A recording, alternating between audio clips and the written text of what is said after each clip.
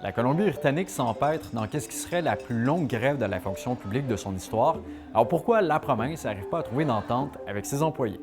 Le Syndicat général des travailleurs de la Colombie-Britannique, ou BCGU de son acronyme, veut que la province augmente le salaire de ses membres à un taux plus élevé que l'inflation, notamment en raison de la hausse des coûts de la vie. Mais la province, on peut voir que historiquement, elle était déjà ouverte à ce type de demande. Si on recule aux négociations de 2022, la province a accepté d'augmenter le salaire global des employés de BCGU de 13 pour 2022, 2023 et 2024. Et ça, c'est tout juste en dessous de l'inflation pour la même période qui a atteint 13,9 3 years ago, the province was in a different fiscal situation than we are now. We are not in a terrible fiscal situation, but we have been running large and increasing deficits, and this has made news.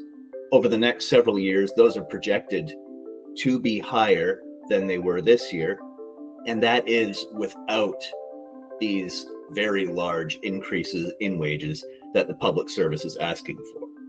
Et ça, c'est le nœud du problème parce que la province ne veut pas empirer son déficit, qui est de 11,6 milliards de dollars pour 2025-2026, si elle offre un contrat trop généreux aux employés de BCGU et qu'ensuite, d'autres syndicats de la fonction publique réclament la même compensation, ce qui pourrait empirer la dette provinciale. Parce qu'à titre indicatif, une augmentation salariale de 1 pour tous les employés du secteur public, ça équivaudrait, selon le gouvernement, à des dépenses supplémentaires de 1,5 milliard de dollars. But it's also true that historically, NDP governments have often been under pressure when it comes to public spending because the opposition always paint them as the party that spends.